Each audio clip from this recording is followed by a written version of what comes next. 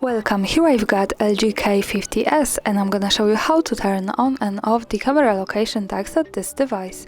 So at first we have to tap on the camera button to open it, and for now we are in the standard photo mode. From here let's go to the left corner to this button. When we pick it, we can open the advanced camera settings. And now let's focus on the useful features category. At the second place here we have tag locations option, so by using this button from the right we can turn it off or turn it on like that as we need. And this option allows us to save the information about the place where we take a picture in the details about it.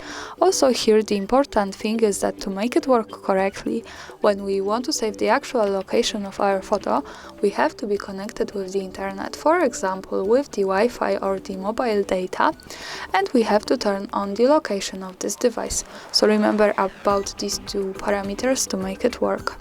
Now let me keep turning it on all of these settings. Let's go back to the camera and take a picture. To see it, let's move to the left to this button. When we pick it, we get quick access to the gallery. This is our photo. To check its location, we have to just simply slide down a little bit. And here we have access to the details with the location information and the full address. So greetings from Kraków, Poland. And that's all. Thanks for watching, subscribe our channel and leave the thumbs up.